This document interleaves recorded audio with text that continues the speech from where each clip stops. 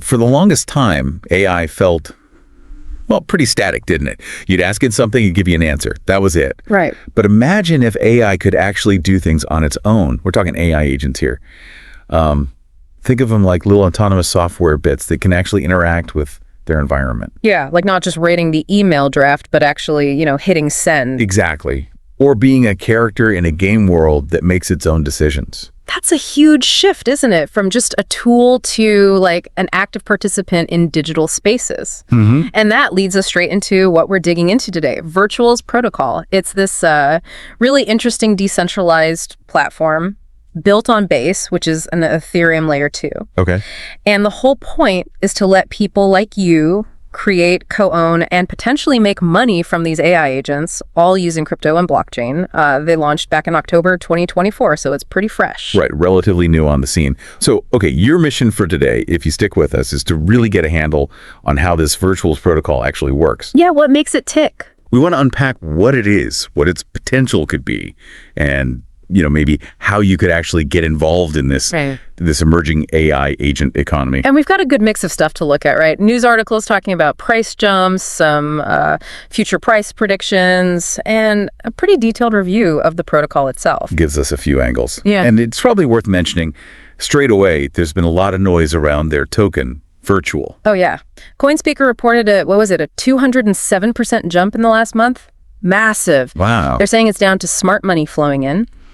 Nansen, the blockchain analysis firm, apparently tracked like $14.2 million coming from institutions, funds, the big players, whales.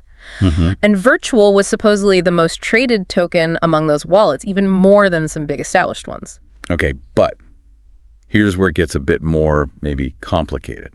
Or just interesting. Go on. We've also got info from CoinCodex. They see the big monthly gain too, 187%, they said. But they also flagged that Virtual actually dropped quite a bit, over 12%, in just the last 24 hours before their report. Ah, okay. The classic crypto roller coaster. Kinda. And what's more, the price at that moment was actually below what CoinCodex predicted it would be around May 11th, 2025. So you've got this huge surge, big money interest, but also these sharp short-term drops and maybe missed predictions. That really sums up the crypto space, doesn't it? Especially for newer projects. Volatility is kind of the name of the game. It just highlights that speculative side we need to keep in mind as we, dig into the actual substance of Virtual's protocol. Right. So, okay, let's break it down. What's the core idea? What are they really trying to do? Well, fundamentally, it's about letting people create, then tokenize, that's their word, and then monetize AI agents. Turning digital beings into assets, essentially. Yeah, exactly. Assets that a whole community can own together, and that might actually generate some revenue. And the platform itself has some key features. Like for creating agents, they're aiming for a pretty easy-to-use interface. And apparently, even if you're not a coding whiz, you can get started just by staking some of their virtual tokens. That's smart. Lowering the barrier to entry is key for building a community around something like this. Get more people involved, experimenting. Totally. And this tokenization part is quite cool. So each AI agent gets turned into its own unique token on the Base network. An ERC-20 token, standard crypto stuff with a fixed supply, gives it a real digital identity. Right. And that identity is directly tied to the ownership and monetization.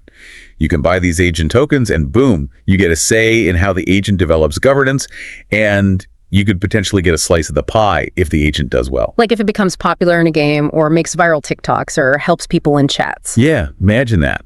If it generates income, the token holders can see a benefit. It's a neat way to align everyone's interests, the creators, the users, the token holders, and they've thought about how these agents get smarter too. How so? They have this system called proof of contribution. Basically, if you provide useful training data to help an agent improve, you get rewarded. It's a way to kind of crowdsource the AI training. Ah, interesting. So it's not just one company controlling all the data and learning. Exactly, decentralizing the improvement process too. Plus, they're working on a standardized way for these agents to plug into apps we already use, games, social media. Boy, and they mentioned that partnership with Illuvium, the game. Yeah, that hints at some potentially really cool gaming integrations down the line. Okay, so stepping back a bit, the big vision here seems to be tapping into that whole trend of personalized content, right? Definitely. We've moved away from just mass broadcast stuff towards things tailored more for us individually. They see AI agents as the next logical step in that. Makes sense. And their first target seemed to be entertainment and gaming. That's where the initial focus seems to lie, yeah. And you can see why. Imagine like game experiences that actually adapt to your specific play style. Or AI companions that aren't just dumb chatbots, but actually remember your conversations and build a relationship. Exactly. Or content creation that's truly one-to-one, not one-to-many. Personalized videos, music, whatever. You mentioned integrating with platforms like Twitter, TikTok, Twitch. Yeah. The potential there is huge. Think about an AI that perfectly curates your social feed, or a virtual streamer who can interact with thousands of viewers on a genuinely personal level. That's pretty mind-bending. It really is. Now, okay, why crypto? Why blockchain? Is it just a buzzword thing, or is there a real reason to build this on-chain? No, it seems pretty fundamental to their model. Building on Base, part of Ethereum, means it's inherently open, permissionless. Anyone can access it. Borderless too. Totally. And using that ERC-20 standard for the agent tokens is what enables that global co-ownership we talked about. Anyone can buy a piece. Right. And then there's the transparency. Recording contributions, transactions, ownership, all on the blockchain. It makes the whole incentive system clear and verifiable, no hidden ledgers. Okay, got it. So let's get into the nitty-gritty. How are these agents actually made? And crucially, how do they make money in this system? So there are two main flavors of agents they talk about. First, you've got IP agents. IP is an intellectual property. Exactly. These are designed to embody specific characters or personalities, maybe leveraging existing famous characters, right, or perhaps simulating a celebrity, like you mentioned. The idea is to tap into existing familiarity. I can see that. People connect with things they already know. What's the other type? They call them functional agents, and they use this framework called GAME. GAME. Stands for Generative Autonomous Multimodal Entities. Bit of a mouthful. Huh. But basically, these are built for specific jobs within virtual worlds. They can plan, act on their own. Developers get tools, APIs, SDKs to build these into their apps. Okay, so one's more about personality, the other more about doing specific tasks. Utility versus persona. Pretty much, yeah. And both types are built around three core components. Yeah. You've got the cognitive core, that's the brain, using large language models, the tech behind things like ChatGPT. It processes info, figures out responses. People can help improve this by feeding it specialized data. Okay, the brain. What else? Then the visual core defines how the agent looks, appearance, expressions, gestures. Contributions here could be things like 3D models or animations. Makes sense. Appearance. And finally, the voice core manages talking speech to text, text to speech. You could contribute voice samples or specific voice models here. So it's modular, brain, looks, voice. People can contribute to different pieces. Exactly. It allows for specialization and contributions. Pretty flexible design. So how does a brand new agent get launched onto this platform? You mentioned IAO. Right. The initial agent offering. That's the launch process. A creator kicks it off, mints 1 billion tokens just for that specific agent. A billion. Okay. Then they have to lock up a certain amount of virtual tokens, the main platform token, in a special contract called a bonding curve, along with some of their new agent tokens. A bonding curve? That helps set the initial price. Yeah, it helps establish initial price discovery and liquidity. Once enough virtual gets locked in that curve, hitting a set limit, the system automatically creates a trading pool. The liquidity pool pairing the new agent token with virtual. And they stress it's a fair launch. No insiders getting special deals. That's the claim, yeah. Fair launch principles. And get this, the creator who launched the agent, they own the virtual locked in that liquidity pool, but it's locked for 10 years. 10 years. Wow. That's commitment. It really signals they're in it for the long haul, right? Not just a quick flip. It underlines those crypto ideals. Decentralization, transparency, trying to give everyone a fair shot. Okay, so the agent is launched. People can trade its token. How does the actual value flow? How does the agent or its owners make money? Right, the value transfer. So users interact with the agent, maybe in a game, maybe getting advice, and they pay for these services using virtual tokens. Okay, virtual is the payment method. That revenue then goes to the developer who built the application the agent is running in. Ah, okay. A slice of that covers the computing costs. Running the AI isn't free. That's the inference cost. Right. Another chunk goes into the agent's own dedicated treasury, stored on the blockchain. This is earmarked for that agent's future development, upgrades, maintenance. So the agent has its own bank account, essentially. Kind of, yeah. And here's a key part. The protocol periodically takes virtual from that agent's treasury and uses it to buy back the agent's own tokens from the market. And then it burns them, destroys them, removes them from supply. So it reduces the number of agent tokens out there? Exactly. Basic supply and demand, less supply, potentially higher value for the remaining tokens over time. That's clever. So more usage means more revenue, means more treasury funds, means more buybacks and burns, potentially boosting the token price for owners, and also creating demand for virtual along the way. You got it. It creates this feedback loop that aims to benefit everyone involved, users getting services, co-owners seeing potential value growth, app developers earning revenue, and virtual holders seeing demand for the core token. Okay, that's quite a system, it sounds. Involved, but logical. If someone listening is thinking, okay, I want to check this out, how do they actually start participating? Well, they've tried to make the entry point familiar.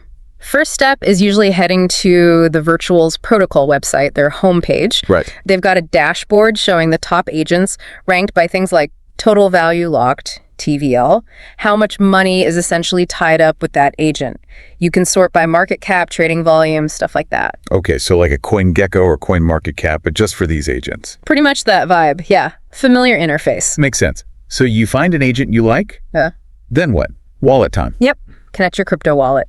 Crucially, it needs to be set up for the Base network because that's where all this lives. And Base uses ETH for gas fees, right?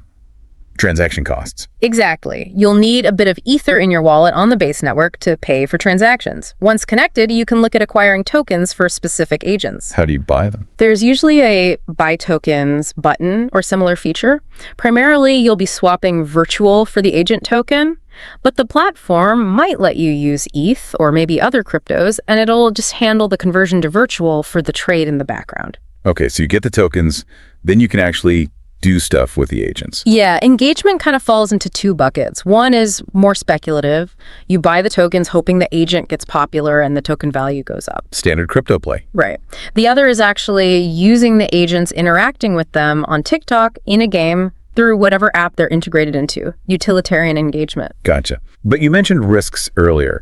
What should people be really looking at when they're evaluating these agents? Oh, absolutely critical. This is all super new, so risk is high. You really need to dive into the specific economics of each agent. How does it make money? How is value shared? Look hard at the usage data. Is anyone actually using this agent? How many people hold its token? Is it easy to trade the token? What's the liquidity like? How engaged are its users? Real metrics, not just hype. Exactly, and understand that token burn mechanism we talked about. Does increased usage actually translate effectively into reduced supply for that specific agent? You know the drill. Do your own research deeply before putting any money in. Always good advice. DYOR. Okay, let's make this less abstract. The review we saw mentioned a couple of the top agents. Can you give us the rundown on them? Sure. One that really stood out was Luna. Luna. Yeah, she's an AI-generated virtual character, actually created by the Virtuals team themselves. Apparently, she's the lead singer for an AI girl band. The AI girl band, okay. And she's built a huge following on TikTok, like over 500,000 followers. Wow. What's really interesting is how she interacts. It's described as consistent, personalized, and she does it across both TikTok and Telegram.